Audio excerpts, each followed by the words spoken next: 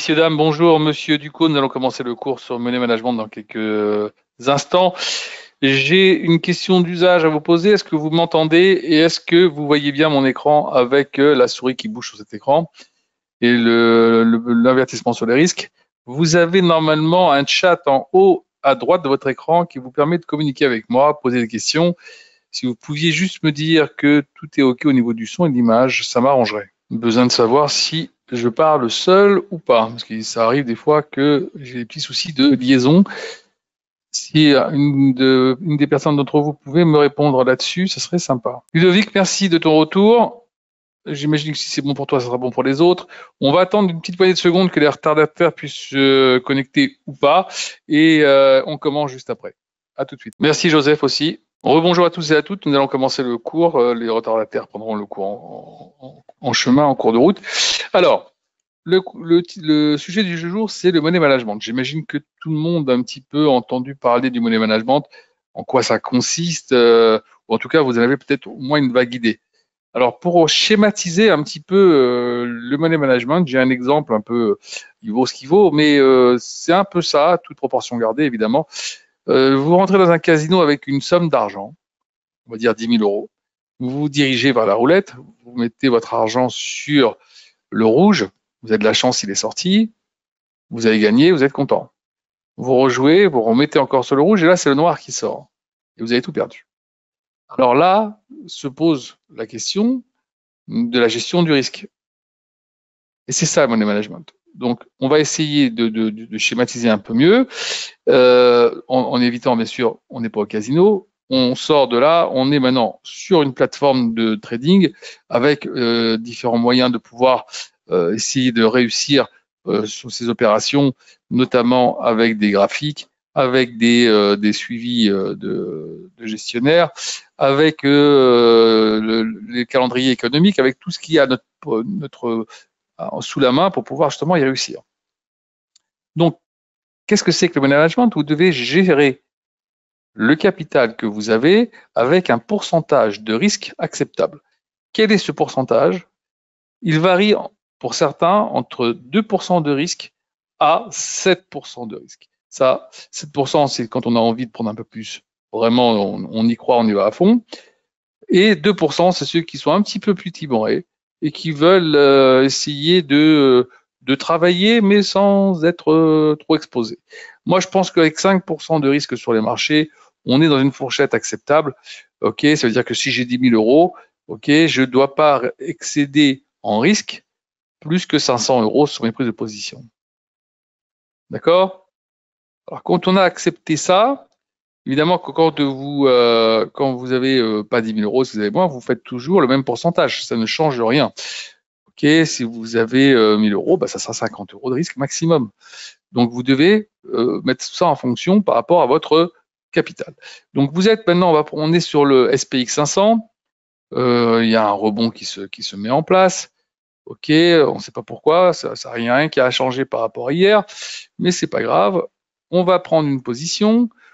On prend une position, par exemple, de 1 lot. OK.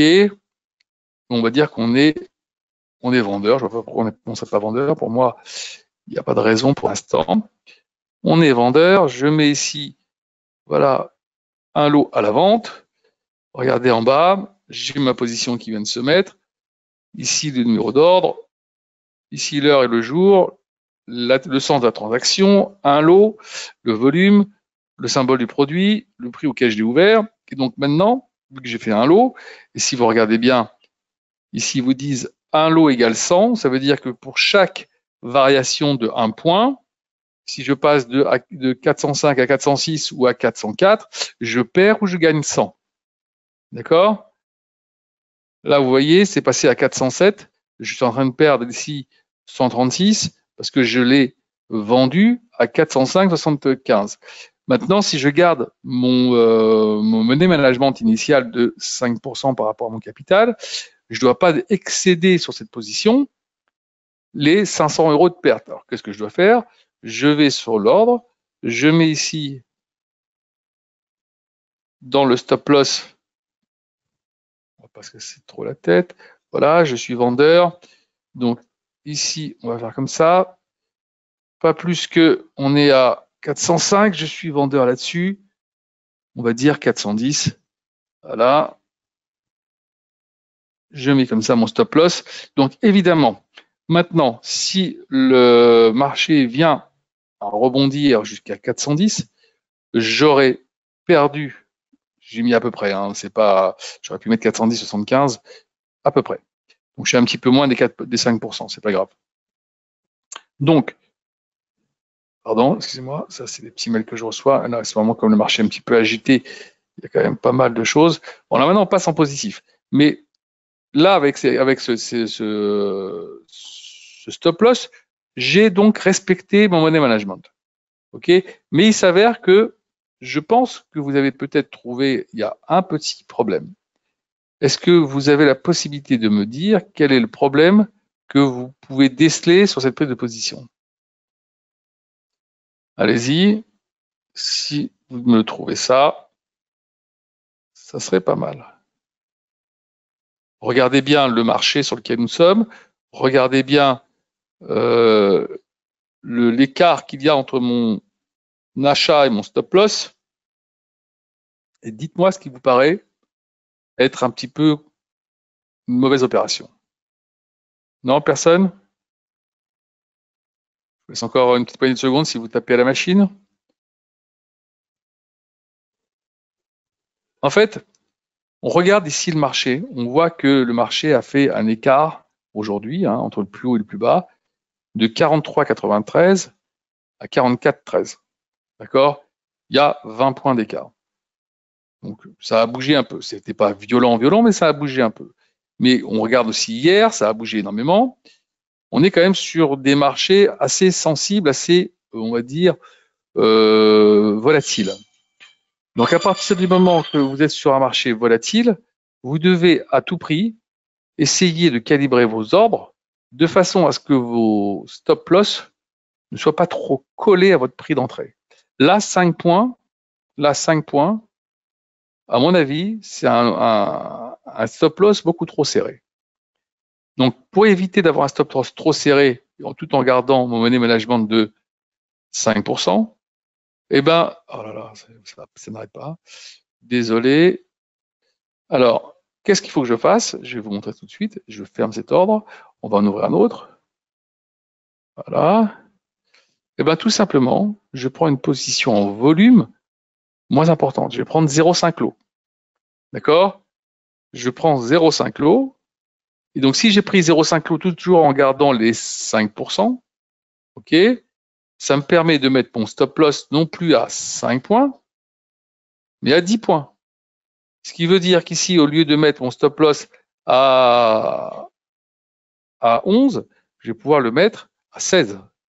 Et ça, c'est important. Ça vous donne beaucoup plus de visibilité. Ça ne veut pas dire qu'il faut attendre d'aller jusqu'à 16. Ça vous donne la possibilité de voir venir. Et ça, c'est important. Parce que si vous voyez, par exemple, que le marché se retourne pour une raison que vous ne comprenez pas, ben, n'attendez pas qu'il aille à 16, vous coupez avant. Vous respecterez un money management de 3% ou de 4%, vous coupez avant, c'est pas la peine d'attendre jusqu'au bout. S'il y a quelque chose que dans la position que vous avez ouverte, il y a quelque chose qui ne va pas, c'est pas parce que vous avez les 5% de money management qui sont là pour vous garantir de ne pas trop perdre, ok, qu'il faut aller au bout de votre deal. Si vous avez un deal qui vous paraît un petit peu bancal, vous le stoppez. D'accord? N'attendez pas d'aller jusqu'au bout. Alors, d'abord, la première des choses qu'on doit faire, évidemment, et ça c'est important, c'est d'abord d'avoir un graphique qui tient à la route, d'accord, qui essaye de vous donner un petit peu de lecture du marché pour essayer de comprendre ce qui se passe. Ok, donc on voit bien, là on est en daily, donc on voit bien quand même que toute cette semaine, on a eu une petite semaine assez de correction. C'est pas violent, hein, d'accord, hein, par rapport à la montée qu'on a faite ici. La petite correction qu'on a, c'est pas violent. On pourrait se dire que le marché devrait venir chercher ici les 43,50 pour commencer à se dire qu'on a commencé à faire une correction intéressante. Et je dirais même mieux, on a laissé un gap ici, vous voyez là, aux alentours des 43,05. Eh ben ça serait peut-être assez intéressant que le marché vienne le combler. Si on vient combler ce gap aux alentours des 4003, pense qu'on aura fait une bonne consolidation de ce qu'on a fait comme hausse. Et là, on pourra peut-être repositionner pour voir un peu ce qui se passe. Mais le marché a encore besoin, à mon sens, pour l'instant, de corriger. Là, ce qui se passe aujourd'hui, je pense qu'il y a encore certainement notre ami Powell qui est en train de prendre la parole. Je ne sais pas ce qu'il a pu changer par rapport à hier, mais normalement, il est devant le Sénat aujourd'hui. Hier, il était devant le Congrès. Qu'est-ce qu'il raconte de plus ou de moins pour que le marché s'excite comme ça? Regardez un peu sur le Nasdaq. Regardez un peu depuis qu'il a pris la parole, depuis à peu près une quinzaine de minutes ou 20 minutes. Regardez les bougies qu'on a. Alors, est-ce que depuis hier, il a trouvé qu'il y avait moins d'inflation? Je ne sais pas. Il y a quelque chose qui ne va pas. En tout cas, on a un rebond qui est assez impressionnant. On va regarder ça tout à l'heure. On essaiera d'avoir un peu plus d'informations. Donc, première chose, graphique. OK, pour pouvoir essayer de trouver des points d'entrée avec des points de sortie. Quels sont vos objectifs? Quand vous avez décidé ça, vous prenez la décision de prendre une position. Vous mettez en place pardon, vous mettez en place votre stop loss pour pouvoir bien calibrer votre ordre. Et là, je vais vous montrer quelque chose qui va peut-être vous intéresser. C'est ça. Un petit pricer qui va vous permettre de pouvoir mettre des ordres et d'essayer de comprendre comment vous allez calibrer. Alors, là, on a pris tout à l'heure un ordre, par exemple, vendu à 4405, d'accord? On a mis ici un lot et on a mis un stop loss à 4410. D'accord? Vous voyez, tout de suite, vous avez les moins 500 qui arrivent pour évidemment, pour un portefeuille à 10 000, les 5% sont respectés. Si maintenant, vous mettez ici 0,5, OK, vous voyez que vous êtes à 250, donc ici, la possibilité de mettre votre stop loss non plus à 10, mais à 4415. Voilà. Et vous respectez votre stop loss.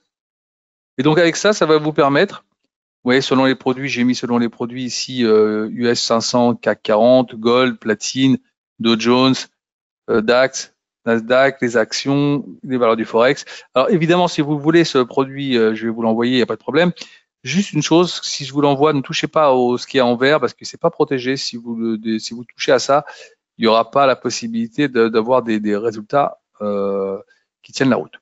Donc, encore une fois, imaginons que maintenant vous prenez 0,25 ici, 0,25 de 0,25 lot. Vous allez même par tâton, voilà, vous avez ouvert à 4005. À combien je vais pouvoir mettre ça ici? Je vais mettre ici, je sais pas moi, à 20. Qu'est-ce que ça donne si je le mets à 4420? Vous regardez, alors, on est encore un petit peu loin là. Vous pouvez aller chercher encore jusqu'à 4025. Voilà. Vous voyez, même en tâtonnant, vous trouvez la façon de pouvoir positionner votre stop loss. Donc ça peut être intéressant. Donc je vais vous envoyer mon adresse mail là tout de suite. OK. Et si vous le voulez, je vous l'envoie juste après.